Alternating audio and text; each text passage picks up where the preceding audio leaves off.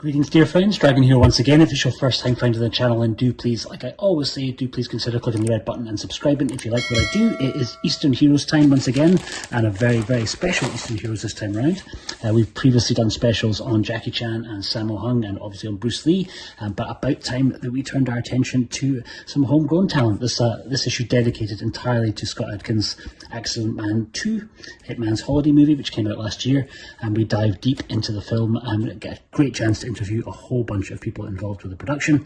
Let's take a little look inside and see what you get. Before we jump in though, I can't not mention the glorious cover art by Lanchidi. Huge fan of Lanchidi's work. You may have previously seen his covers that he did for Arrow for their American release of The One-Armed Boxer, and a little bit harder to track down, but he did a great cover for No Tears for the Dead, one of my favourite South Korean action movies from the last few years. So yeah, you'll find him on Instagram as Uncle Frank Productions. I'll leave a link down to his account down below. Do please give him a follow. His work is gorgeous, and this front cover is no exception. Beautiful work. So jumping into the magazine, if you order from the Eastern Heroes website, you get like an exclusive little wee soundtrack CD, which has, I think it's like a 3-track EP with 3 songs from the movie, and the art on that one by Creaky99, which is pretty glorious. And then we get Rick's introduction, and jumping in first with a review of the film by Rick himself. I also kind of see an alternate cover. I think this was the cover for the hardback edition, which I think is now sold out by Cheryl and Jia. And so Rick gives his summary of the film, which I think pretty much everybody that I've spoken to thought it was one of the best action movies of the last year, and certainly far and away the best comic book adaptation. If you weren't aware, Accident Man was a UK comic. I remember this from Toxic Comics when I was a kid, big fan of 2000 AD and Toxic when I was a young lad, and kind of really great seeing it turned into a live action movie. 2 live action movies now, in fact. You can actually still track down the sort of anthology of all the comic strips together. I'll leave, again, a link down to that below if you want to go back and check out the source material.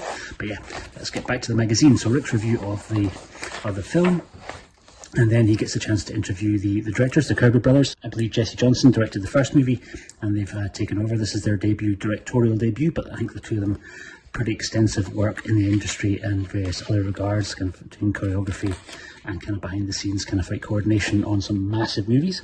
And so Rick gives a wee bit of a summary of their careers to date, and then gets a chance to interview them, along with some great behind the scenes shots from the filming. Very cool indeed. Then we jump into quite possibly the MVP for the film, the incredible Sarah Chang, without giving you too many spoilers, if you haven't seen the film, she plays Su Ling and has a very Pink Panther Kato-esque relationship with Scott's character. Amazing. She's so good in the film. Incredible action, but also really good acting performance. Really very good fun. So Rick gets a chance to speak to her. Sarah also has a YouTube channel, and again I will leave a link down to that below. Please jump over and give her a subscribe and check out her show reel and the other videos that she's posted to her channel. But Rick gets a great chance to chat to her about how she got her start in the business, and kind of what sort of experience she had in the past. I think she's based out of Taiwan, has made a few movies across there, but this was kind of probably her most high profile role so far in Hitman's Holiday, and man, she knocked it out of the park. She's so good in this movie, and kind of a lot of the kind of real great comedy moments come from her, and the huge amounts of Cantonese profanity that she busts out in the movie. Very cool interview, along with some great shots from her working on the film. Then we get to me, and this time round I tried to do a very Scott focused kind of episode of my 500s of disc section, so looking at the various different releases of Scott's movies, which sadly mostly seem to be from other places. The UK is not doing the boy proud when it comes to kind of physical media releases, so most of the best titles that I was able to track down, or correction, most of the best releases of his titles I was able to find are really out of Germany, particularly for Avengement, of which there is multiple really very great releases from Nameless, including one with, I don't know how well you can see that there, with a replica bust of Kane, the character that he plays in the movie. So yeah, if 88 Films or Arrow Video, if you're listening, then do please consider turning your attention to some of Scott's films, because I think there's absolutely a market for them. I basically cover, I think, most of the main instances. I do Avengement, I kind of do Debt Collector, Ninja Movies, the Undisputed series. Not really too much to report on the Hitman's Holiday film, and the first part on Accident Man so far. I think they are available as bare bones releases in the States, but over here the digital versions only. And then a little triple pack release, I think again from Germany. Then also got a chance to speak a little bit about new label comedian films. Nothing at all to do with Scott, but there have been a few new titles out since the last time we were able to go to print, so I kind of wanted to get in there. So a lot of focus on the three first chameleon titles and their next two releases, Johnny Toe's Election, and then a couple of Vinegar Syndrome titles too, like The Burning Paradise and Undeclared War. Then Simon takes us back to Hitman's Holiday and does a little character kind of profile for each of the other characters in the film, starting with Big Ray, Ray Stevenson's character. Ray Stevenson, tied up there with Johnny Bernthal as my favourite Punisher. He was the Punisher in Punisher Warzone. So we kind of get a little look at his character in the film, and then a little filmography for him.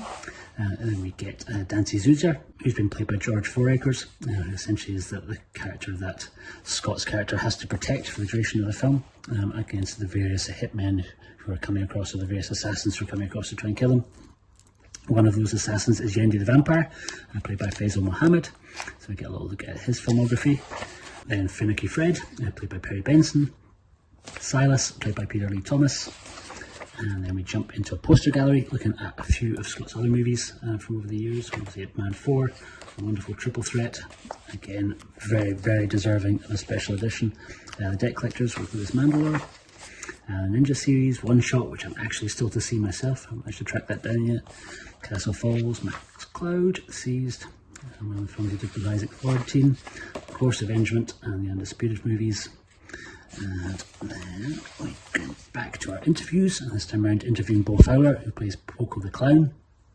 Another amazing character in the film, and amazing that he jumped in at the last minute. I think took over from another actor who had contracted COVID, but yeah, absolutely knocked it out of the park. He's very, very memorable, and some really, really kind of great action, and just all kind of played with very much tongue firmly in cheek, but the film manages to kind of balance comedy and action superbly well. Very hard to make a comedy, very difficult to make a martial arts movie, even harder to make a kung fu comedy or martial arts comedy, and they absolutely excel. So yeah, we get an interview with Beau, and again some shots from him working on the movie, and then we jump over to Rick's little kind of overview of 5 essential Scott movies to track down. We're both very much in agreement that Avengement is one of Scott's absolute best, so it's kind of high up both of our lists. Rick also mentions Hitman 4, One Shot, Undisputed 2, and Boyka Undisputed. That's his top 5. So he does a little summary of each movie. Then we get an interview with one of the other incredible martial artists in the film, Andy Long, aka Andreas Nguyen, and he really essentially kind of takes the mantle for the last kind of big fight of the film. Technically the last 2 really, but does an incredible job, and I think reunited with Scott. They worked together on one of the Undisputed movies, Undisputed 4, I think. Correct me in the comments below if I'm wrong. So we get some stills from his work previously on that film, and then some of his other little stills that he's provided us from through his career. Like a really kind of great interview. And again, his character parts here. Awesome. Then we get an interview with the man himself, with Scott, talking about the film, his work on the film, kind of what he wanted to do with it, and how kind of they wanted to kind of build from the first movie, and the decision to kind of go and film overseas, largely being motivated by his character being exiled from after the first movie. But yeah, great interview. And Scott also, if you don't already know, has an amazing YouTube channel. I will leave links down below to that too, including a kind of wee best of episodes, because I'm kind of picked 5 of my favourite episodes, which is hard to do. It's been running for a little while now, and he's interviewed some amazing people, and really it's always fascinating hearing a martial artist interview other martial artists, because generally they kind of ask, or Scott asks, an awful lot more kind of relevant and kind of more insightful questions than we often get kind of from some of the mainstream press when they are kind of interviewing stunt performers and martial artists. So yeah, absolutely check out Scott's channel if you don't already. And that pretty much takes us to the end of this very special issue. Thank you to everybody involved in the film for jumping on board and kind of being a part of this special. If you are keeping an eye out for what we have coming up soon, there's a Yuen Beo special coming up next. I think you can also still track down the Sammo Hung special, and obviously the normal issues, the Angel Mouse specials, are still up there as well. But thank you very much for checking this out. I've been the Fanatical Dragon. I will see you on the next one. Take care.